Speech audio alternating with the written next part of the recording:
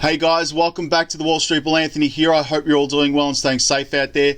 I have got some interesting news today, man. It's blown my mind and I want to get into it. But before I do that, massive shout out.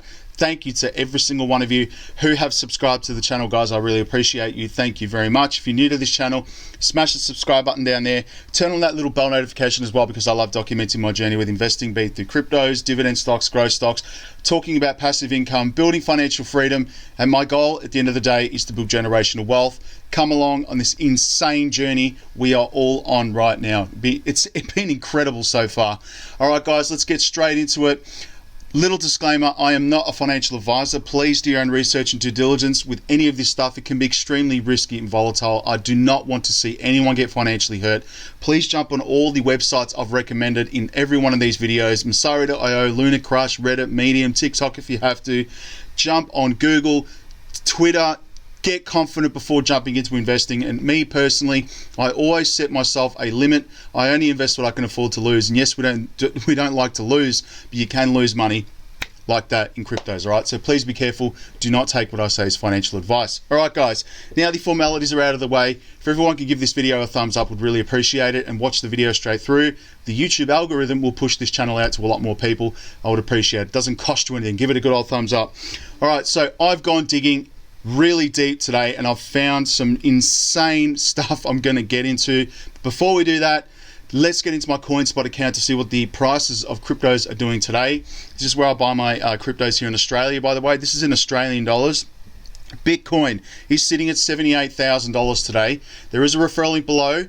You can get $10 in Bitcoin if you use that referral link. If not, it's all good, but look at the price of Bitcoin. It will only go up to 100 to 140,000 Australian very soon, guys. So who doesn't want Bitcoin? All right, Ethereum, $5,000 today. This is crazy, man. BNB for $652, Cardano $3, XRP $1.57. I've got some interesting stuff about this. Solana $206, Polkadot $58, Dogecoin 32 cents, Litecoin $247, Chainlink $35, Shiba Inu's down today 1.55%, keeps growing down. XLM is at 50 cents, Polygon Matic $1.72, ICP $59, VeChain 16 cents, great buying opportunity.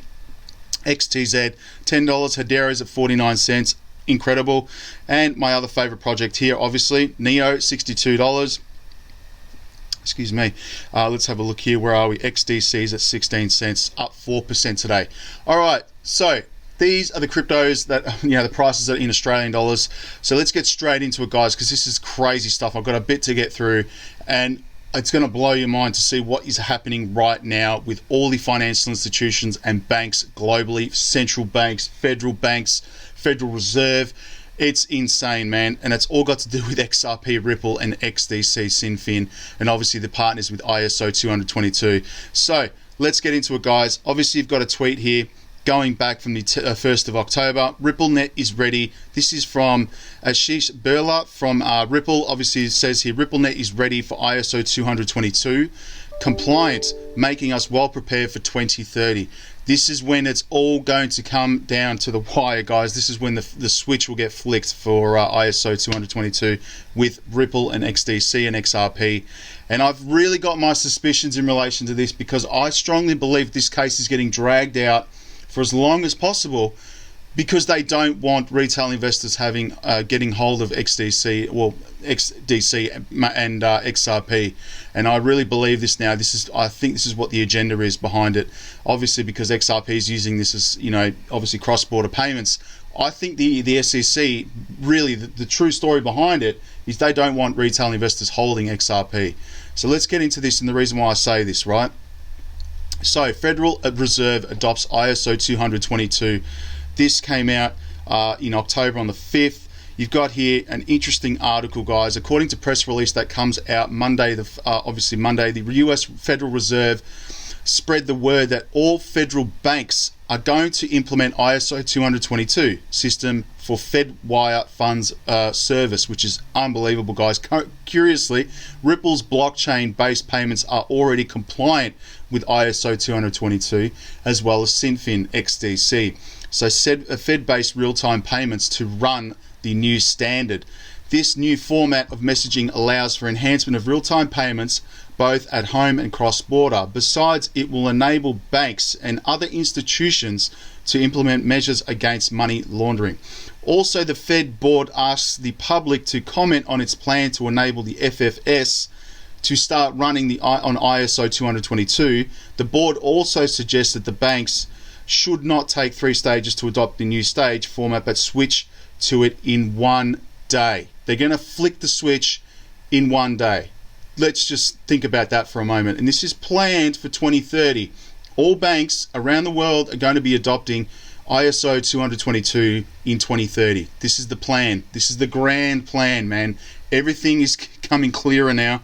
And if you keep scrolling down here, so the FFS enables real-time settlements run by Federal Reserve banks. The system enables financial institutions and corporations to make fast transactions in a secure manner. ISO 20022 was created by experts at the International Organization of Standardization, a non-governmental organization, NGO, that deals with publishing standards for a wide range of spheres. On October 1st last year, Ripple's Senior Vice President of Product, Ashish Birla, took to Twitter to announce that Ripple had already been compliant with ISO 20022 and therefore is ready for 2030. He believes the new standard, together with RippleNet, will completely change the industry of payments within the next 10 years. And there's the tweet, obviously, that I put up before. This gets deeper, guys. So let's have a look here, right? This is the tweet here. You've got an interesting tweet here from the Federal Reserve, guys. The Federal Reserve Board speaks public and comment a revised ISO 20022 migration plan for the Fedwire Fund Service, provide feedback on the new single-day implementation strategy by January. Go back here, by January 2022. So they want feedback from it. This is directly from the Federal Reserve press release here, right? Federal Reserve Board announces the Reserve Bank will adopt a new message format for Fedwire Fund Service and invites public to comment on proposal to expedite adoption. So this is an entire press release here in relation to ISO 20022. The format is developed by Institutional Organization for Standardization, which is an independent non-governmental organization. So the board also invited the public to comment on this. This is coming, whether we like it or not, in 2030. Right, and then we've also got an interesting advertisement from Ripple. Let's just watch this. I watched this just before. Let's watch the whole thing. An overseas worker. Have a look at this. Solutions that will help put trillions in trapped capital back to work. It's environmentally responsible crypto innovation. Did you see that? For a world XRP. that demands sustainability. Did you see that? And it's a whole new way to create, move, exchange, and leverage digital value. We're not just after something more. We're after something greater, which is why we're building it together with researchers and policymakers, financial professionals, developers, and entrepreneurs. This is the journey we're on together, enabling a world without economic borders, not just for a few, but for everyone.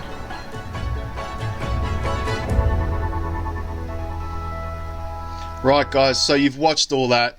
What does that tell you, man? It's crazy stuff. They're putting out advertisements now, subliminally putting XRP obviously there. It's just crazy, man. The Fed Reserve 2030, ISO 20022. You've got, we've got here a GM of RippleNet, guys, stating that they're ready for 2030. Let's keep digging. So I kept digging, right? Even in Australia. Look at the Reserve Bank's website, right? This came out in February 2020 last year. Just by the way, look at the Federal Reserve logo right there. It's a bit creepy, isn't it? I thought so anyway. This is the Reserve Bank of Australia, right? So you've got the ISO 200 migration of the Australian payment system. So this is all in Australia. This is all happening here. There was responses received from 18 banks in Australia. So check this out. Submissions on consolidation of ISO 20022 migration for the Australian payment system, responses and options papers. You've got CLS Bank International, Lead Co-Financial. You've got Payments Market Practice, Australian Payments Network, National Australia Bank, one of the big four, 222 Labs, Citibank. You've got HSBC Bank in Australia, MPP Bank, RBA Business Services Group, Commonwealth Bank of Australia. This is one of the big four, guys. This is a report, well, basically a survey, whether or not they're going to accept it. So check this out. Proposed project scope. Does your organization agree with the proposed project scope set out in section 2.2? So this is obviously in relation to ISO 222, guys. So yes, while the CBA supports proposed scope, we consider there is still value exploring options of leverage NPP rails to support ISO 222 compliant RGTS overlay as an alternative. The distributed platform design NPP means that inherently protected from risk of single point of failure, guys. And does your organization support the introduction of HVCS suite and an investigation dispute resolution? Yes. So basically, the Reserve Bank went out to all the banks in Australia and got responses from them in relation to ISO 222. They are all in support of this, which is crazy, right? Then I kept digging further, and I came across this. This is 10 predictions for the future of payments. This is by KPMG, huge taxation firm, man. They're huge. All right, so KPMG. Then I scrolled down, I was looking for this. So the payments landscape has gone from significant transformation in recent years. Technological advancements have led to stepping changes of innovation, with payments becoming faster on both local and global scale, easier, more convenient. Non-traditional players coming into the market, cryptocurrencies, and from big tech firms to car manufacturers, and bringing new applications and innovation for payment ecosystems. So this is from the obviously a partner, John Hallsworth here. This is a statement. And obviously you've got here, how will the payments industry stay ahead of the time zone in the decade of 2030? The pace of transformation in the payments industry is set to accelerate.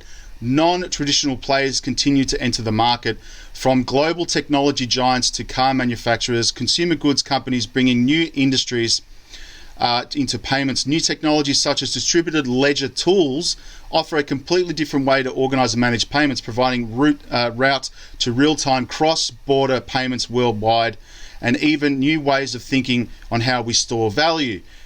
Think about it. Cryptocurrencies change elsewhere in financial services, such as open banking, provides an opportunity to create new value of payment transactions, particularly by leveraging data. Such developments have not gone unnoticed. Regulators are considering how supervision will need to adapt to face the changes. Nation stresses need to think about payment systems moving beyond control and traditional monetary authorities, threatening their ability to oversee payments and even impact their levers of economic policy.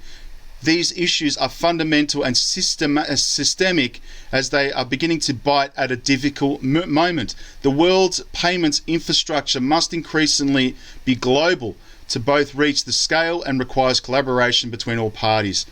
So guys, this is crazy stuff here, man. You keep reading this report as well. And I saw this as well. So check this part out. This is fascinating as well. Politics and regulation. So the growth of digital currencies, crypto, has disturbing implications on sovereign states and central banks. They are obviously talking about these cryptocurrencies. This is probably the reason why the SEC is going after XRP Ripple, because they do not want retail holding crypto. Check this out. Central banks, which are at risk of losing sight of financial flows passing through their economics and losing their ability to pursue the economic goals through monetary policy tools. As such, expect more countries to follow the lead of China in launching a state-controlled digital currency. Each country is doing so and will assert its digital currency supremacy over non-sovereign alternatives, but it will also compete with currencies of other nations.